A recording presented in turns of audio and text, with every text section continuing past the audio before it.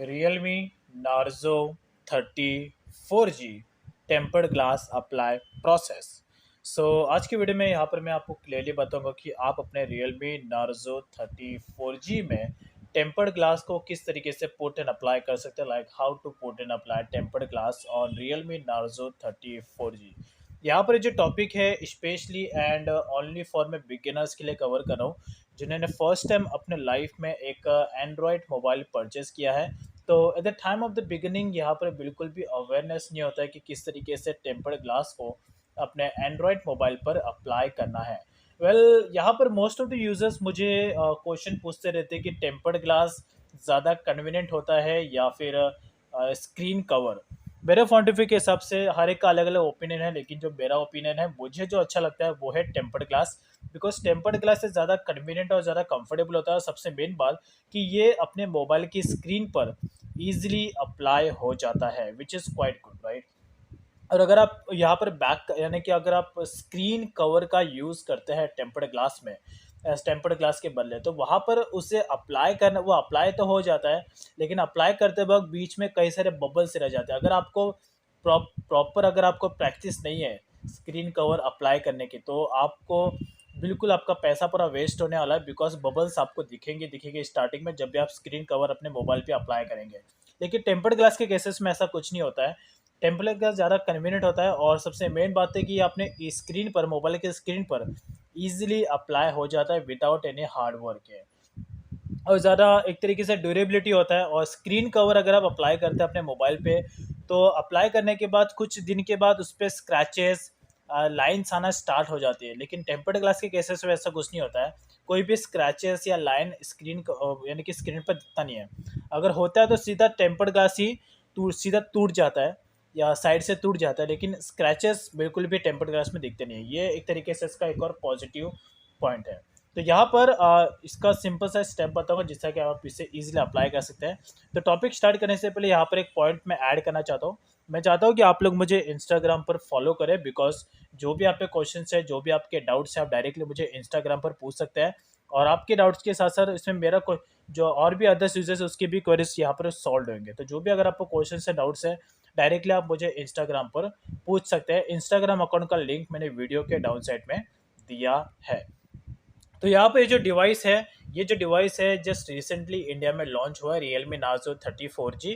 इसका एक और वेरिएंट है which is Realme Narzo 35G।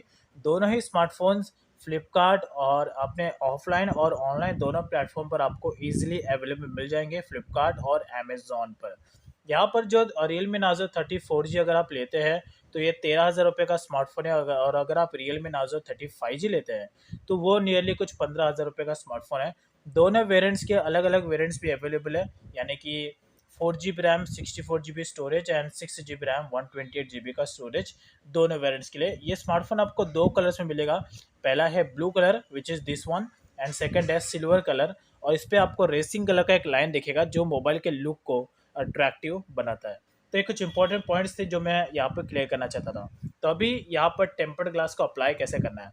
तो सबसे पहला जो स्टेप है टेम्पर्ड ग्लास को अप्लाई करने का, सबसे पहला तो ये कि आपका जो मोबाइल का स्क्रीन है वो प्रॉपर तरीके से वाइप अप होना चाहिए, यानी कि पूरा यहाँ पर फिनिशिंग दिखना चाहिए। इस पर कोई भी ऐसा धब्बा या कचरा नहीं दिखना चाहिए। जैसे कि अभी यहाँ पर अगर आप देखोगे, तो जो स्क्रीन है इस पर पूरी तरीके से धब्बा है, हाथ के निशान, उंगलियों के निशान है। तो इससे पहले आपको प्रॉपर साफ करना है। अगर आप इसे साफ नहीं करोगे, तो टेम्पर्ड ग्लास अप्लाई करते हुए बीच में बबल्स आपको थोड़े बहुत देखने को मिलेंगे, इन्हीं धब्बों की वजह से। तो स्क्रीन को साफ करने के लिए आपको किसी कॉटन के कपड़े का यूज़ करना है। अगर कॉटन का कपड़ा नहीं है तो आप किसी घर के नॉर्मल कपड़े का भी यूज़ कर सकते हो। और किस तरीके से वाइप अप करना है वो भी मैं आपको बता दूँ। तो अभी यहाँ पर मेरे हाथ में एक कॉटन का एक छोटा सा कपड़ा है, तो इसे मैं अभी स्क्रीन पर इस तरीके से वाइप अप करूँगा। ये जो कचरा है इसे सिर्फ आगे की तरफ ऐसे ढकेलना है, like this, like this, like that. Most of the users यहाँ पर मिस्टेक ये करते कि वो अपने मोबाइल की स्क्रीन को जब भी साफ़ करते तो वो इस तरीके से घिसते हैं। ये एकदम रॉन्ग प्रोसेस है। ये अप्लाई करना है, कब अप्लाई करना है, जब भी आपका मोबाइल का स्क्रीन पर जब भी ऐसा कुछ धब्बा होगा जो बहुत ही ज़्यादा ज़िद्दी है और निकल ही नहीं रहा है वो, तो ऐसे केसेस में आप थोड़ा प्रेशर देके घिस के निकाल सकते हो। लेकिन फिर भी ये एक तरीके से रॉन्ग तरीका है अपने मोबाइल की स्क्रीन को साफ़ करने का। या तो आप अगर कोई ऐसा कचरा है जो नहीं निकल रहा है, तो मेक श्योर आप थोड़ा सा एक वाटर पानी ले सकते हो। पानी को एक हल्का सा बहुत ही लाइट वेटेड छोटा सा पानी का पीस लेना है और उसको अपनी स्क्रीन पर थोड़ा सा अप्लाई कर देना जहाँ पे दबाए, और उसके बाद उससे फिर आपको कपड़े से इस तरीके से साफ कर देना है। तो इससे वो धब्बा ऑटोमेटिक निकल जाएगा, इतना भी ज़रा वो प्रेशर देने की ज़रूरत नहीं, बट निकल जाएगा। बट नॉर्मल केसेस में आपको जो स्क्रीन पर इसी तरीके से इसका पोजीशन करना है, इस तरीके से लेना है, एंड देन उसके बाद इसको आगे की तरफ ढकेल देना है। ऑटोमेटिकली पूरा का पूरा कचरा जो है वो आगे चला जाएगा और ज़्यादा प्रेशर देने की भी यहाँ पर बिल्कुल भी नीड नहीं है। You can see that. जब मोबाइल नया है तो ऑब्वियस सी बात है, स्क्रीन तो पूरा साफ ही होगा, लेकिन अगर आपका मोबाइल यूज़ करके 2-3 साल हो गया तो फिर ऐसे में थोड़ा सा आपको प्रेशर वाइज देके कचरा निकालना पड़ेगा। That's it. So you see, पूरा का पूरा जो कचरा है वो यहाँ पर निकल गया है। अब यहाँ पर टेम्पर्ड ग्लास को अप्लाई करना है, लेकिन मेक श्योर एक चीज़ का ध्यान रखना है, पूरा धब्बा यहाँ से निकालने के बाद, कचरा निकालने के बाद ही आपको टेम्पर्ड ग्लास को अप्लाई करना है। अगर आप डायरेक्टली अप्लाई कर दोगे तो वो अप्लाई तो हो जाएगा, पुट भी हो जाएगा, इंस्टॉल भी हो जाएगा, लेकिन बीच में बबल्स आना स्टार्ट हो जाएगा। दूसरी बात, टेम्पर्ड ग्लास आपका कभी भी ब्रेक हो सकता है अगर कचरा रहा तो। यस, मोस्टली केसेस में ऐसा होता है। अगर टेम्पर्ड ग्लास आपने अच्छे क्वालिटी का लिया है तो कोई प्रॉब्लम नहीं होगा, लेकिन अगर आपने लो क्वालिटी या मीडियम क्वालिटी के हिसाब से अगर आप लिया है 100 रुपये वाला या 150 रुपये अगर आप टेम्पर्ड ग्लास लेते हो, तो ऐसे में आपको प्रॉब्लम हो सकता है। तो ये जो टेम्पर्ड ग्लास है, अब यहाँ पर एक और यूजर्स के लोगों का डाउट होता है, तो सबसे मेन पॉइंट मैं यहाँ पे कहना चाहता हूँ कि टेम्पर्ड ग्लास जब भी आप लो तो मेक श्योर आप ऑनलाइन से ज़्यादा मैं प्रीफर नहीं करूँगा। अगर आपको ऑनलाइन में गोरिल्ला ग्लास दिख जाता है अपने मोबाइल के लिए तो आप ले सकते हो, लेकिन नॉर्मल 100 रुपये 150 रुपये वाले टेम्पर्ड ग्लास आप ऑनलाइन से मत लो, आपका पैसा पूरा वेस्ट होगा। आप ज़्यादा बेटर है आप अपने नियर बाय मोबाइल के स्टोर में जाओ और वहाँ पे जाके आप टेम्पर्ड ग्लास ले लो, ये ज़्यादा बेटर होगा, इससे आपका पैसा भी वेस्ट नहीं होगा।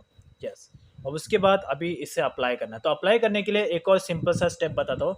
अगर आपको प्रैक्टिस नहीं है टेम्पर्ड ग्लास अप्लाई करने की, तो मेक श्योर आपको टेम्पर्ड ग्लास का पूरा पोर्शन आपको निकालना नहीं है। ओनली 30-40% पोर्शन आपको निकालना है, उसे स्क्रीन पर अप्लाई करना है और उसके बाद बाकी का पार्ट निकाल कर प्रॉपर जजमेंट लेके आपको अप्लाई करना है। लेकिन डायरेक्टली स्क्रीन कवर आपको निकालना नहीं है टेम्पर्ड ग्लास के केसेस में। सबसे पहले यहाँ पर आपको अपने दोनों हाथों की दोनों उंगलियों को इस तरीके के पोजीशन में रखना है, लाइक दिस। और सबसे पहले मोबाइल का जजमेंट लेना है कि एक तरीके से टेम्पर्ड ग्लास आप कैसे अप्लाई करोगे तो ये मोबाइल की स्क्रीन पर प्रॉपर अप्लाई हो जाएगा। ये आपको जजमेंट स्क्रीन कवर निकालने से पहले लेना है, जिससे कि आपको जजमेंट लेने में इजी पड़ जाए और उसके बाद जो टेम्पर्ड ग्लास अप्लाई हो मोबाइल पे वो ईजिली अप्लाई हो, और ये बहुत ही ज़्यादा इम्पॉर्टेंट है। तो अभी यहाँ पर मैं प्रॉपर जजमेंट ले लेता हूँ, मुझे अच्छी खासी प्रैक्टिस है लेकिन फिर भी मैं हमेशा जजमेंट लेता ही हूँ ताकि कोई प्रॉब्लम यहाँ पर ना हो। तो जजमेंट लेने से हमें टेम्पर्ड ग्लास अप्लाई करना में ईजी पड़ता है और कोई भी प्रॉब्लम नहीं होता है। सो लाइक दिस, इस तरीके का जजमेंट हम लेना है। ओके, देन उसके बाद यहाँ पर अभी टेम्पर्ड ग्लास को निकालना है। अब यहाँ पर मेरे केसेस में मुझे प्रॉपर प्रैक्टिस है इसलिए मैं पूरा निकालूंगा, लेकिन आप पे केसेस में ओनली 30-40% पार्ट ही आपको निकालना है, उसे अप्लाई करना है और उसके बाद बाकी का पार्ट निकालना है। तो लेट्स अप्लाई करते हैं, 1 2 3 4। तो यहाँ पर जजमेंट तो मैंने ऑलरेडी ले लिया है, सो डायरेक्टली मैं इसे अप्लाई करता हूँ। तो जो पोजीशन है वो इस तरीके से होना चाहिए। सबसे पहले आपको ऊपर का जो पोजीशन है वो आपको पहले लेना है, like this and then apply कर देना है।